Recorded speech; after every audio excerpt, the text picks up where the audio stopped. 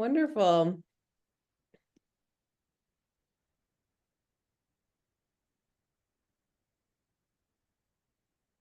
All right, welcome, folks. Bridget, I think I automatically added you as a co-presenter. Do you want me to put you into the attendee field? Okay. Yeah, that sounds good. Thank you. Okay.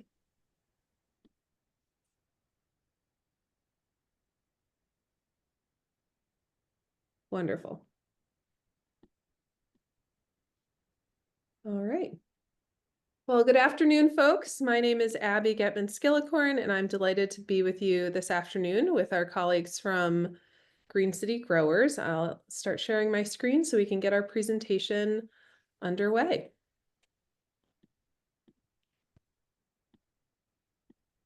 All right. Great. Good afternoon. I will repeat myself. So welcome everyone to our Cleaning and Caring for Your Hydroponic Systems webinar with Green City Growers. We are recording today's session. So if you need to come back to it at any point, it will be available for you on the Mass Farm to School webinar archives.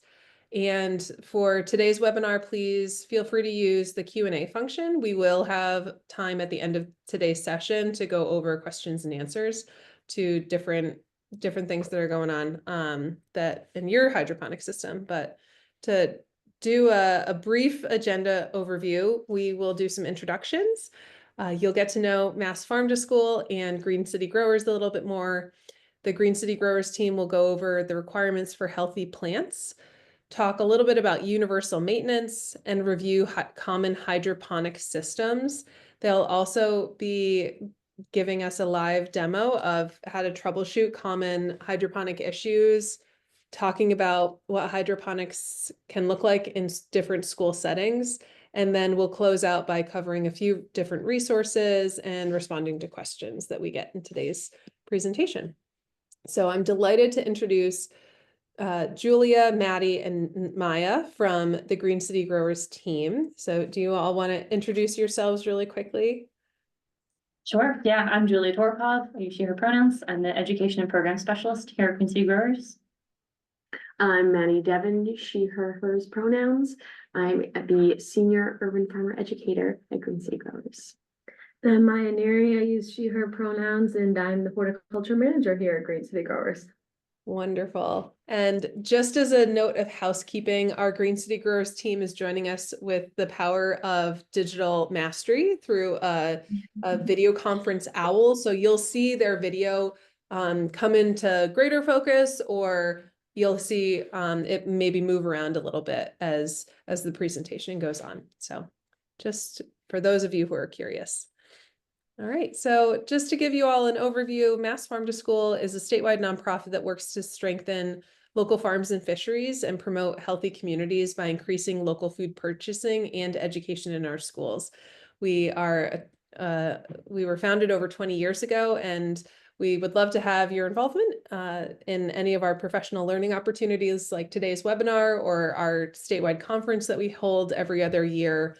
We offer different networking opportunities, as well as working on different policy and advocacy initiatives to support funding opportunities that can enhance farm to school education and sourcing in schools. And many of you may be aware of our communications efforts, including our Harvest of the Month program, which you'll see the colorful posters on the side. So that's a little bit about us, and I'll turn it over to Maddie to talk about Green City Growers. I'm going to jump in actually. Oh, sorry, Julie. Thank you. Yeah. Green City Growers is a company based in Somerville, Massachusetts. We offer farming as a service.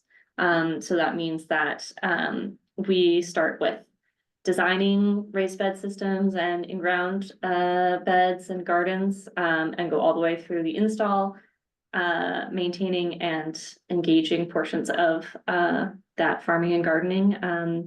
Our mission, you can see here, is we provide inspiring shared experiences to connect and educate people to grow food sustainably. And we're so excited to be here today with you all. Well, wonderful. Thanks, Julia. So for those of you who are relatively new to Farm to School, I just want to say there's some construction that sounds like outside my window. So apologies if that is coming through. Hopefully not. Oops. But we borrowed this phrasing from our colleagues in Vermont. And we really, when we talk about the 3 C's of farm to school, which involve how we're engaging farm to school through classroom efforts in the cafeteria with local procurement, or how farm to school is showing up in the community as far as strengthening the connections in community and the local food economy. So those are a little bit of the background. And if you want to know more about the 3 C's of farm to school, feel free to reach out to me. All right, and Green City growers, let's talk about the requirements for healthy plants. All right, so we'll start off with the really just broad overview of what you need to make a hydroponic operation successful. So first, water, of course. Now, what water is doing in this scenario is that's the method of bringing nutrients to the plants. It's not like it outside where the plants are getting their nutrients from the soil. So water is important because that's what you're going to be diluting the nutrients in. Also, depending on the unit, you're going to need to be timing the water. So some units have constant water, but if it's not an FT system, you're gonna have to set a timer, and you're gonna need to dial that in so that plants aren't getting over or underwatered. And then finally, you're gonna need to be refilling the water at least once a week, because of course that's gonna be evaporating in between maintenance visits. So next would be the quote unquote soil, but in hydroponics, it's going to be called substrate. And the purpose of substrate is basically to just provide structure for roots to take hold. It's not going to be providing the plants nutrients in hydroponics. It's just going to be the structure for water to flow through, and the water will bring the roots nutrients.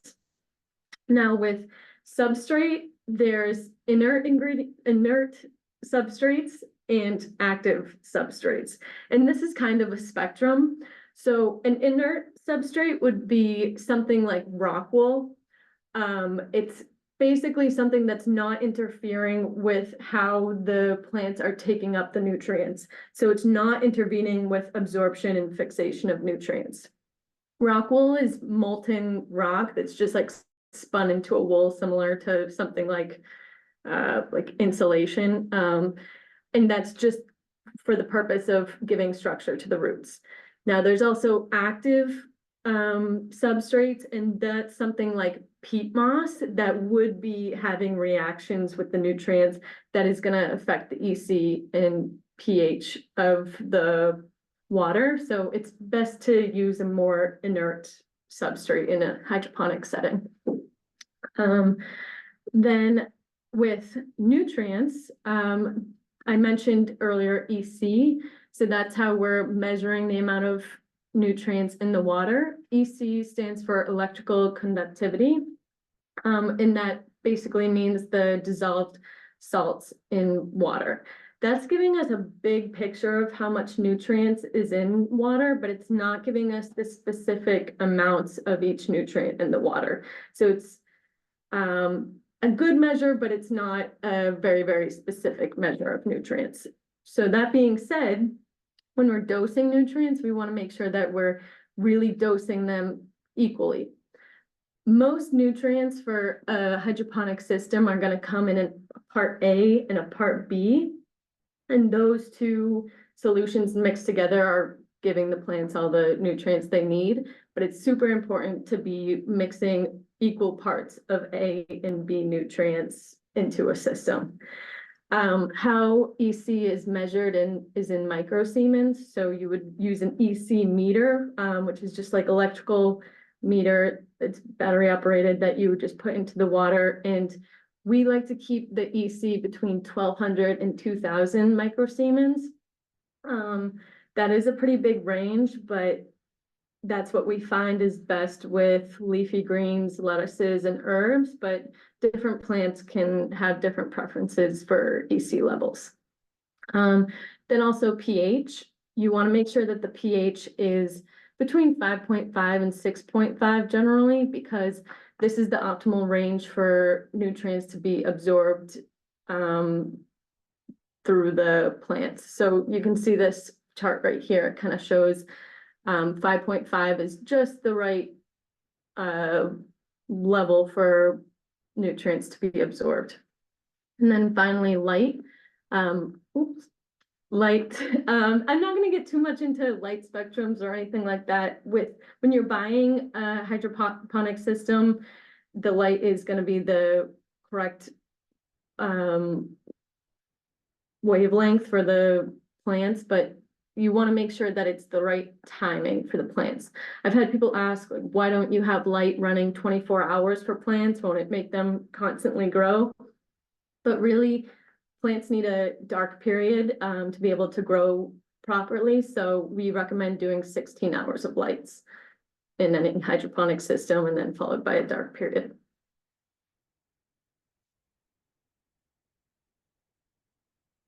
All right. So we found that a minimum weekly maintenance of a unit is what's necessary for optimal production and function. And our weekly maintenance sort of goes the same way. Each week we'll start by checking the health of the plants, make sure nothing's diseased, nothing's growing poorly. We'll check the water level, our EC and pH levels, the light timer to make sure the light is functioning properly. Then we'll move on to harvest anything that's ready, transplanting, seeding, and then superficial cleaning, spot cleaning any algae, any leaks, anything that needs to be fixed. Monthly, we'll have a water turnover that just refreshes the tank, prevents any nutrient imbalances, and prevents algae from fallen debris in your water source. Every 3 to 6 months, we'll do a total deep clean, disassembling the unit, cleaning, sanitizing, reassembling, so we can start fresh. In our kits, we have ones that we travel with, they're universal, things to apply to every site, tools for harvesting, spot cleaning, and taking measurements, EC, pH, water. And then we have on-site bins at the sites we work at with more site-specific, unit-specific tools, spare parts, brushes, appropriate brushes for cleaning, things like that.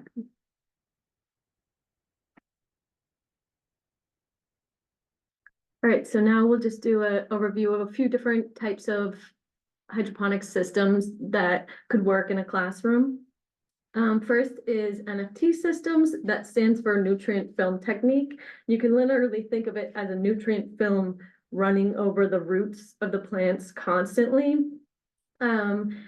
This system all the way to the left, that's just a tabletop where the plants are in those holes, and there's constantly a pump going that's constantly flowing the water filled with nutrients over the plant roots. Then in the middle is just a example of a vertical version of that. And then on the right is a mini tabletop version. So pro with this is the fact that you're not going to be overwatering because you're just watering constantly, but that means you do need to use a substrate that can dry out quickly and that won't get oversaturated. So the best substrate to use with an NFT system is a rock wool. So another pro of that is you're just not fiddling with the correct timing of water because it's just constantly going to be flowing, and with rock wool the plants won't get overwatered if the water is just running over the roots. And then a con with this is just the fact that since the water is constantly going, there's inevitably little leaks sometimes, and that can cause a lot of algae growth on the surface of the systems when the water comes in contact with light.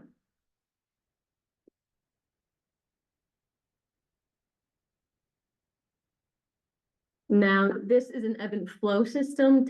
Typically, this is going to be set up in racks, and how it works is there's a water reservoir on the bottom, and the water gets pumped up to all those trays.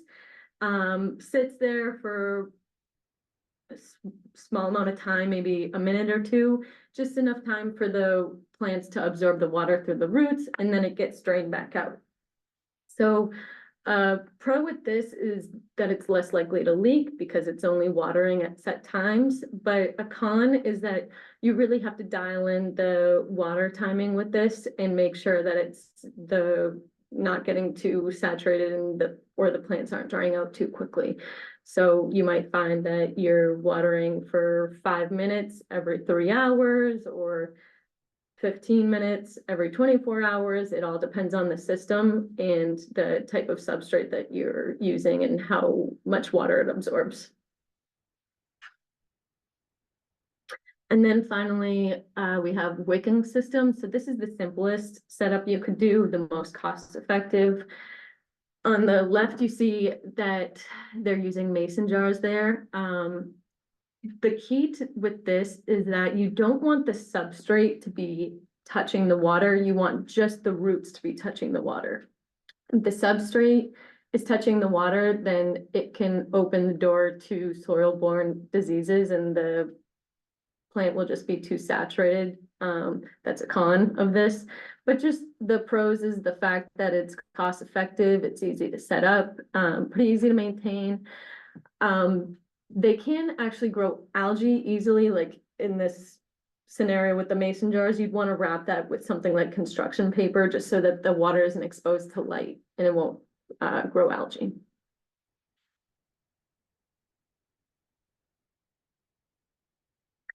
Here we have some common hydroponic issues. You'll see our first is nutrient deficiency. As you can tell, yellowing leaves, maybe stunted growth. It's important to check your pH and EC measurements as well as your meters to make sure they're calibrated appropriately so you're dosing correctly, as well as the water level if you have a system with a pump, to make sure it's reaching the roots. Another issue we see is plants that are too dry, underwatering. Important to check your pump as well as check the pump timer if that's appropriate, and again the water level to make sure there's enough for the pump to send up to your unit.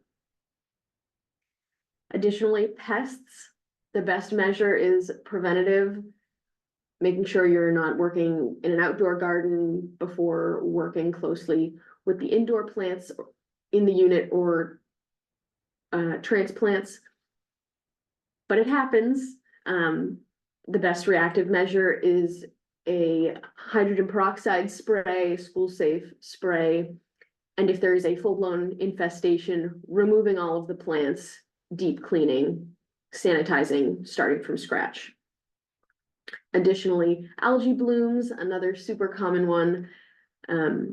This happens when nutrient-rich water is exposed to light for an extended period of time. The best response is to deep clean the unit, a water refresh, sanitize everything with a hydrogen peroxide spray, and to make sure the substrate is not overly saturated with nutrient water and exposed to too much light. One of the best ways to do this is to make sure your transplants are big enough before putting them in your unit. This allows the leaf canopy to cover the substrate a little more completely to keep light from coming in. Okay, I'm going to jump in now and talk about how you might be able to integrate your hydroponic unit into a school setting.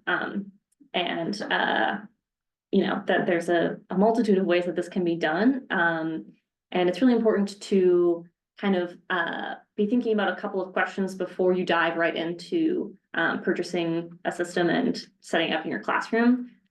Because as you've heard, there's many types of systems and you want to make sure that that is going to fit with and complement what you're trying to achieve with integrating the system into your classroom setting. So really the first question you should be asking is, how do you want to engage students with a hydroponic unit? And there are a few different ways to do that. And you might end up deciding to do just one or a combination of them.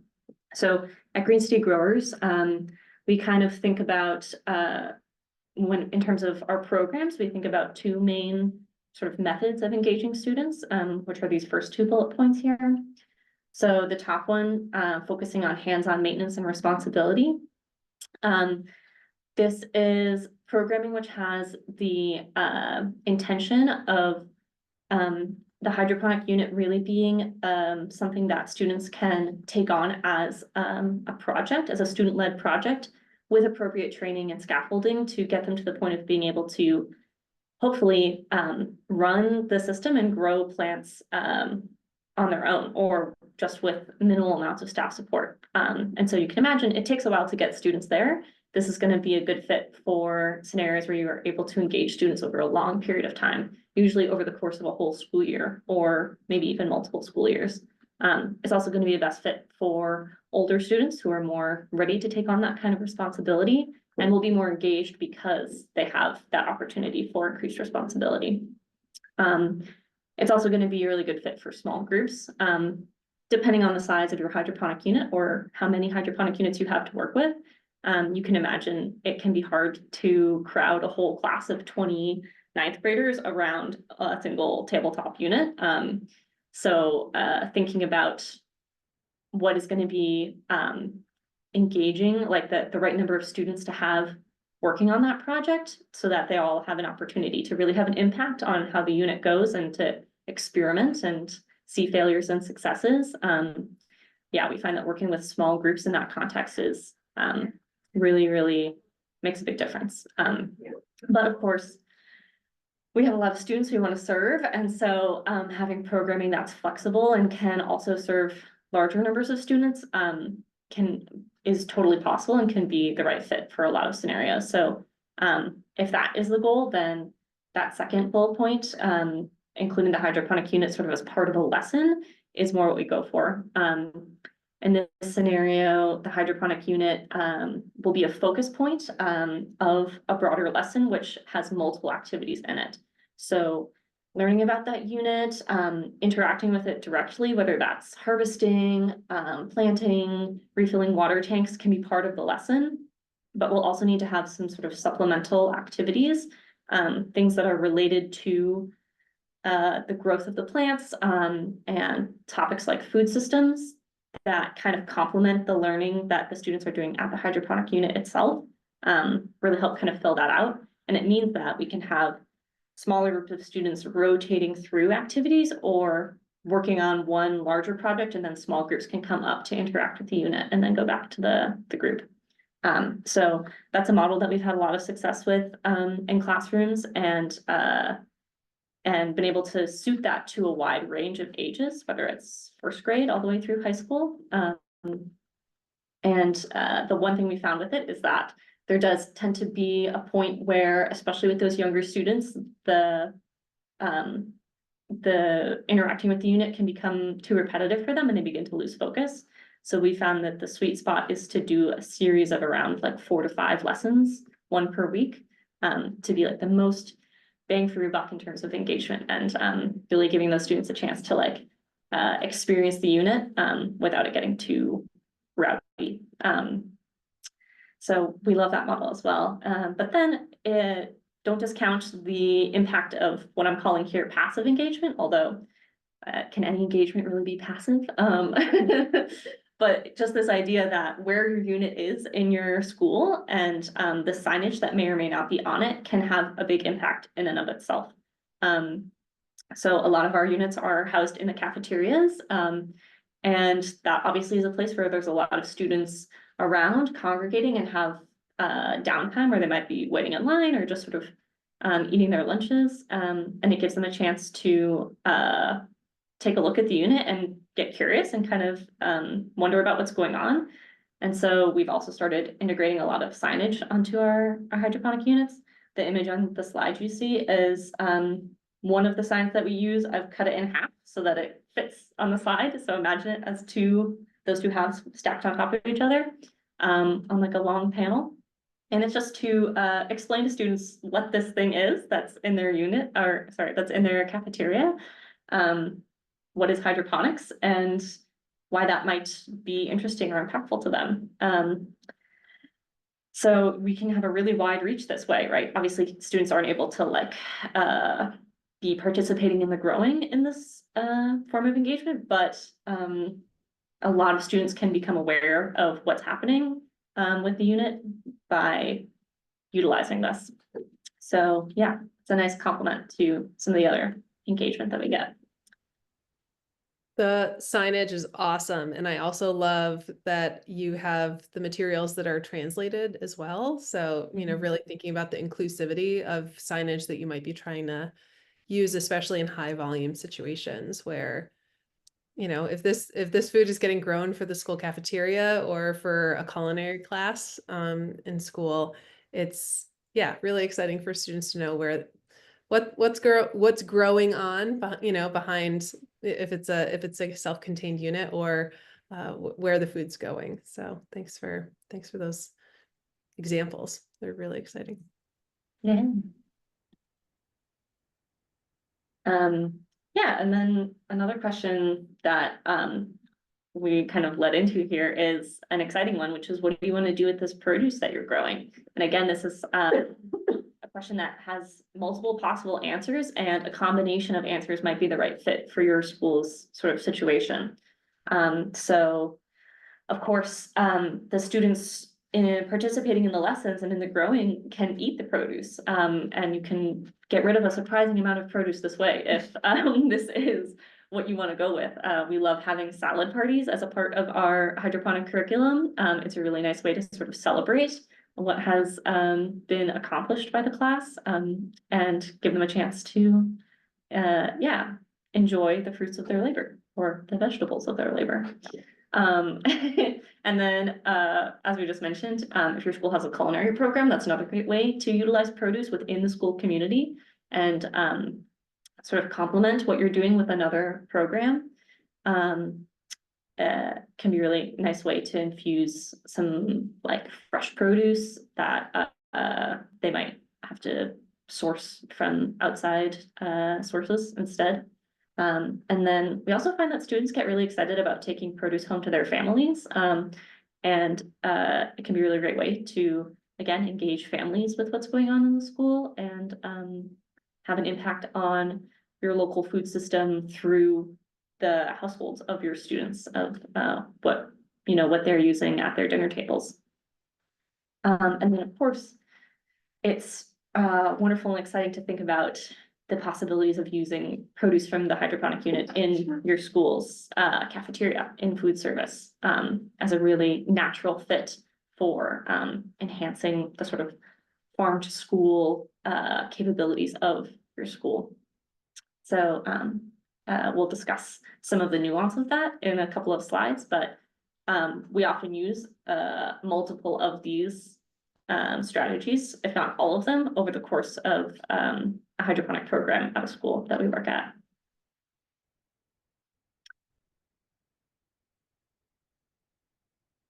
I'm going to jump in really quickly with one of the questions that came through in the Q&A, asking if there are online forums or particular extension services to connect to other growers to troubleshoot. This educator has some pretty intense market level systems in their program and are struggling with maintenance and major leaks. And unfortunately, the only forums they've been able to find are pretty marijuana specific. So it's not helpful. So are there forums, resources you're participating in as Green City Growers? Yeah, we run into that quite often where a lot of hydroponic things are always marijuana related. But I would start with looking at the manufacturer of the systems that they're using. Because a lot of the manufacturers will have online forums on their websites where you can connect, because a lot of the times the problems that you deal with the unit are very specific to that model. So you have to connect with people who are using that same model. So yeah, a lot of the units that we use have online forums where you can talk to other people who are using the same thing. Thank you. Nice. Okay. And they say, so true. I'll check with the supplier. Thank you. That's awesome. Great. All right. Yeah, I'm going to jump back in, talk about your hydroponic system in a classroom setting. And yeah, just want to kind of quickly touch on what we found is that there really are several roles that need to be filled to have a really strong program that integrates hydroponics into a classroom setting. And I'm going to kind of touch on what each of those roles are, with the caveat that one person can fulfill multiple of these roles, perhaps even all of them.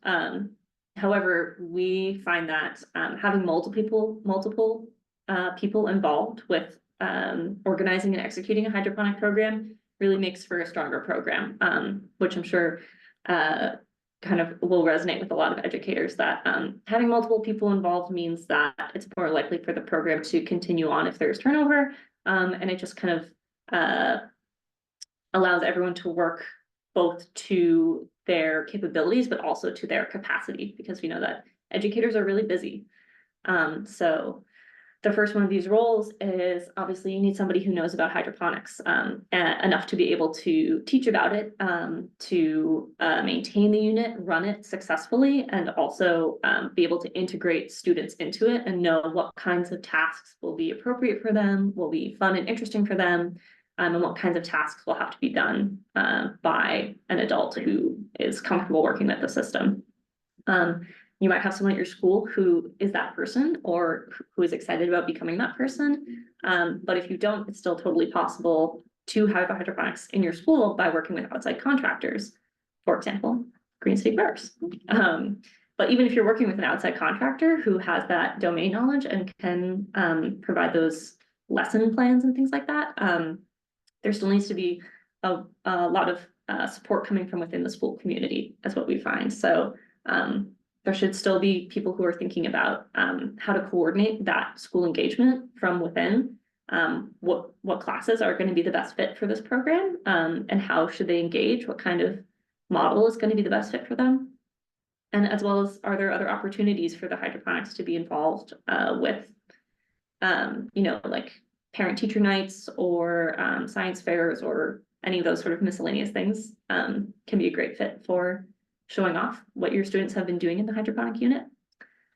And then we also find that having teacher involvement during lessons is really important to having a successful program, with that being crucial at those younger ages as well as with larger classes, and then becoming less necessary with older students who are more responsible and self-directed.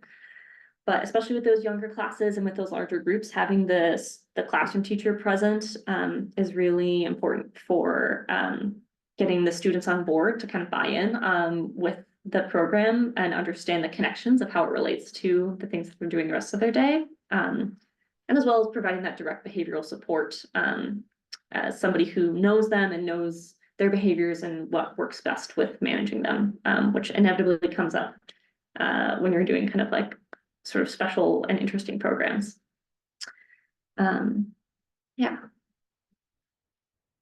Yeah, and just the eyes and ears in the school to notice if something was inadvertently unplugged, or Yes. if the system ran out of water prematurely, especially around holiday breaks, thinking about those things. That's so true. That's a really great point, Abby. Yeah. That can be like a huge lifesaver for us, having a teacher who just knows enough to be able to flag if something terrible has happened. Yeah. Ready for the next slide? Yes. Great. And then, yeah, working with food service. So if your hope or your goal is to have your hydroponic system be producing produce that goes into school lunches, that is really exciting, but there's also a lot of work that needs to be done to get that to happen. And the most important thing is working with your food service manager, your kitchen manager, to make sure that they're on board and that they understand the process, what's going to be happening, and that they are excited about it. And then also we found it's important to make sure that that manager then also tells all of their staff, because oftentimes the student will come and just deliver a bag of lettuce to one of the staff members, and if the staff member doesn't know about what is happening, they might be kind of hesitant to take that bag of lettuce from a random student, which is fair. So making sure everyone's on the same page is a really important step. and all of the questions that they'll have that you'll want to have answers to, like how frequently are you going to be harvesting and in what amounts? It's important for planning for kitchen managers. And if you're newer to growing in a system and you haven't gotten into a rhythm of knowing exactly how much you're producing and how regularly, it's important to be honest about that and to frame this more as like a supplement rather than a continuous supply of produce that they're really going to rely on until you get to that point in your production when you know that this is like a reliable, every number of weeks you get this amount of lettuce being produced. And then also just understand that kitchen managers are going to have limited capacity for the amount of produce that they can utilize and how they can utilize it, especially because most public schools or most schools in general don't have scratch kitchens in their cafeterias these days, meaning that they're not working with raw ingredients to prepare meals from scratch. However, if they have a salad bar, whether they're a scratch kitchen or not, that can be a really easy way to integrate hydroponically grown lettuce and other greens right into whatever is already going out onto the salad bar. We find that's like a really easy fit. So yeah, with that being said, we're going to take a few minutes now to do a demo of some hydroponic maintenance with some of the units that we have here on site at Green City Growers. So we're going to toss it over to Maya and Maddie, who are heading into our hydroponic showroom right now. Testing 1, 2, 3. Julia, give us a thumbs up if you can hear us. All right, nice. So we're here in the GCG hydroponic showroom where we have a few different units. All right, we're going to be taking a look at one of our nutrient film technique units here. When I go into a site for a basic maintenance visit, the first thing I'll be checking is plant health. Are there any giant puddles on the floor? Anything going awry? We've got some head lettuce and some basil in here. I would start checking them, then checking our nutrient levels, EC, pH, and our water levels. Then make any adjustments and move into any harvesting we have to do. And actually take a little sample. For basil, we can get 2 to 3 flushes, harvests from each plant before replacing, whereas head lettuce, we would pull out an entire head and replace to harvest our head lettuce. Easy little pull that, get all our cute little roots. And our basil, we would cut partially down the plant at a node.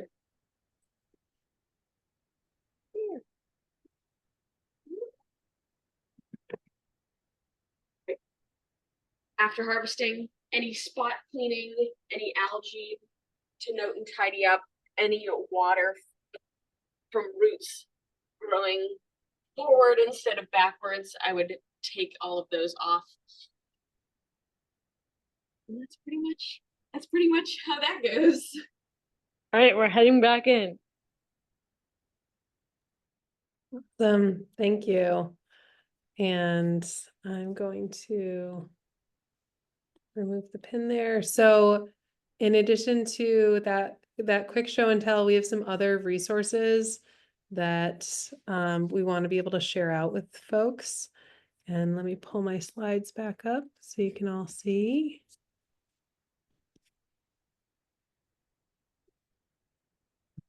Awesome. So some of the, and Dinah already put the links to a lot of this in the chat. So Green City Growers, do you want to run through your checklist that we have a sample of? That's, the link is in the chat, but the example is on the screen. Yes, so this is a checklist for a specific unit. So whatever your system is, this list would have to be tweaked just a little bit to be specific to that setup. But similar to what Maddie went over, harvesting lettuce as a whole head, if it's more than 8 inches. Herbs, we're just trimming those. We can leave those in the unit for a little while. And we're just putting them in bags and labeling them with the date in the name of the plant. And with us having multiple units, we're labeling the specific unit it comes from, checking the pH and EC to make sure they're in optimal levels. BC is low, we're adding more nutrients in equal parts, A and B. With pH, usually with pH, if you add tap water, that's gonna naturally raise it because our tap water is around 7.5. And then usually adding nutrients will lower the pH.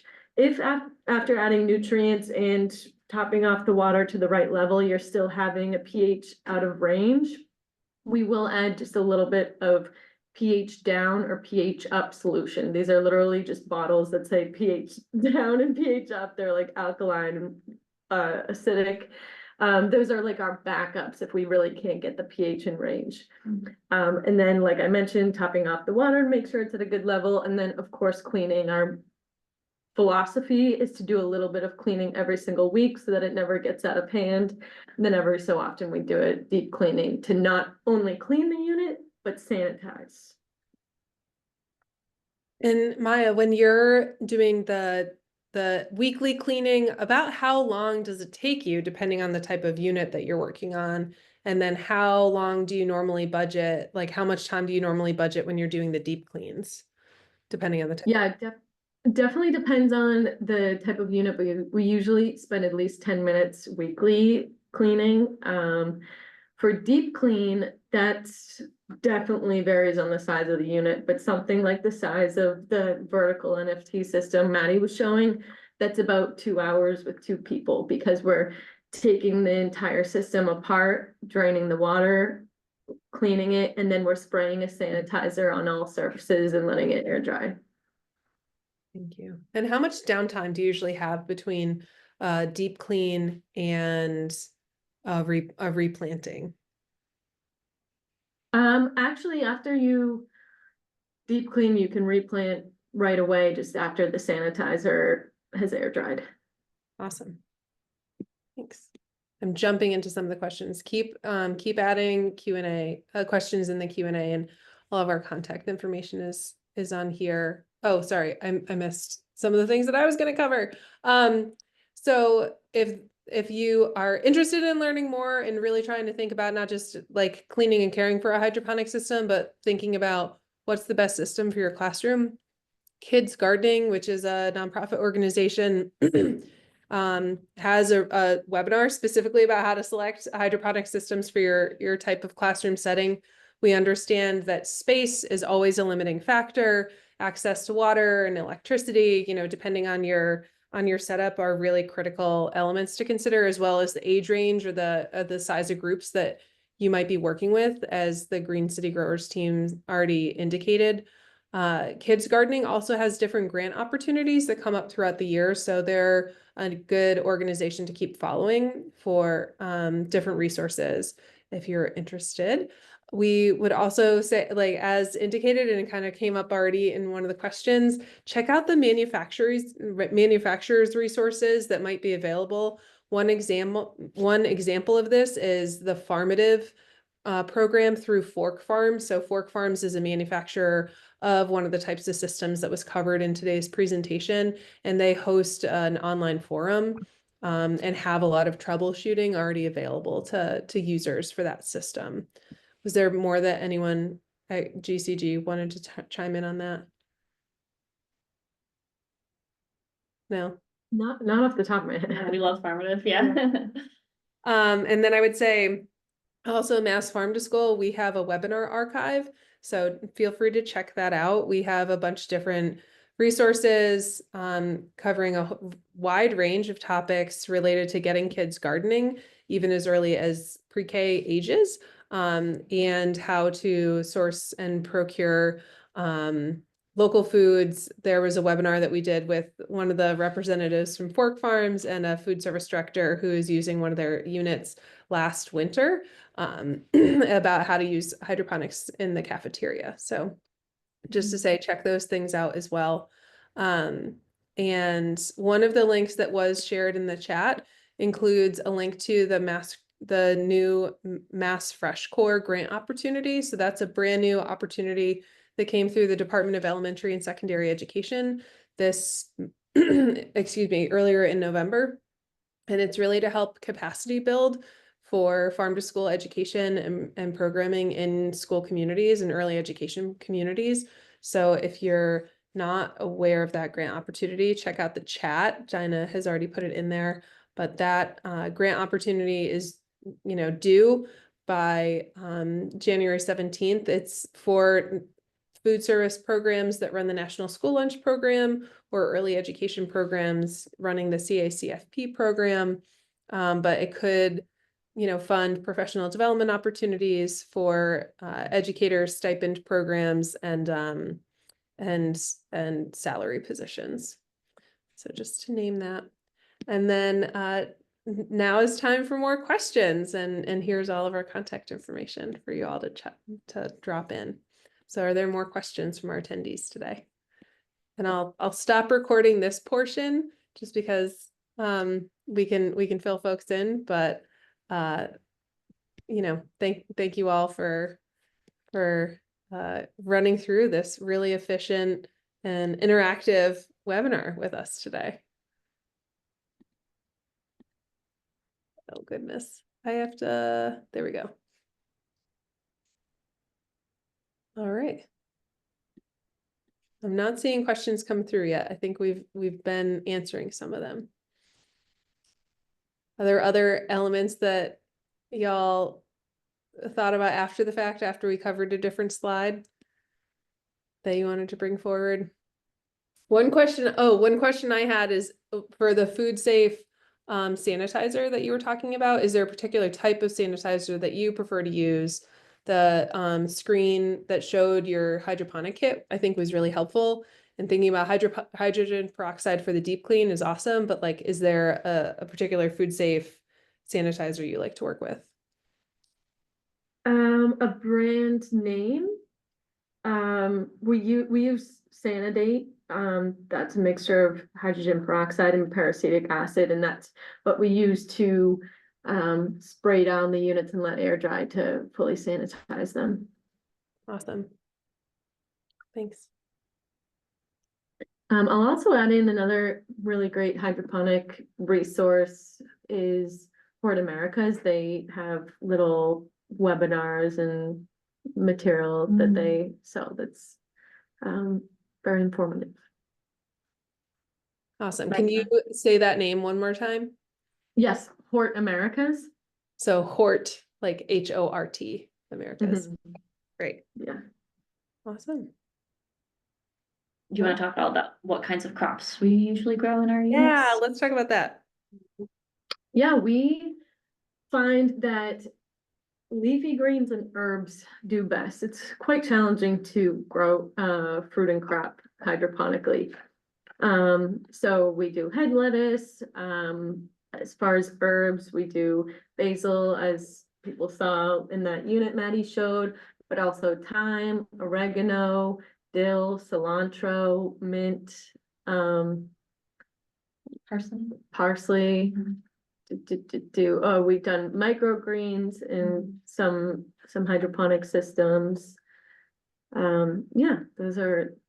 Why do you think it's harder to grow fruit and crops? The fruit and crops, it's a little bit more difficult because they have that fruiting stage where the conditions have to be a perfect point, and nutrients, they need a little bit boost of specific nutrients, whereas with leafy greens, you're just keeping them at the same stage. Well, and is pollination a consideration too, if you're thinking about fruiting plants? Yeah, with certain, you might have to pollinate yourself. It's a longer time commitment as well. Lettuces in and out. But we're always experimenting. We actually have a trial in one of those units where we're gonna be growing tomatoes. Nice. That's exciting. Awesome. Well, if participants have questions, please pop them in the chat. Otherwise, we're gonna work on wrapping up on this afternoon's webinar. Because I know the Green City Growers team is busy and up bright and early working in schools and in other places around the Boston area. I guess one last question for the Green City Growers team. If a school or if a program was interested in working with you, who of the three of you would be the best person to contact? I would say you could reach out to me.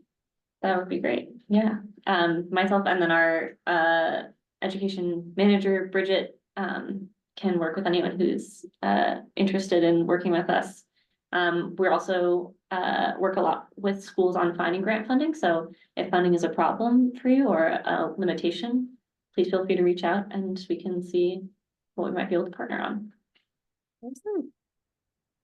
Wonderful. Well, thank you all so much. This has been a really insightful webinar. And I think that the brevity of questions also speaks to the thoroughness of the presentation. So I really appreciate all of your preparation for today's webinar. Excuse me. Yeah, thank you so much for having us, Abby. This is great. All right. Well, I think we'll close down, but have a wonderful afternoon. Yes. And we'll be in touch soon. All right, thank you, Abby. Thank you. Bye. Oh, goodness. Okay. Bye.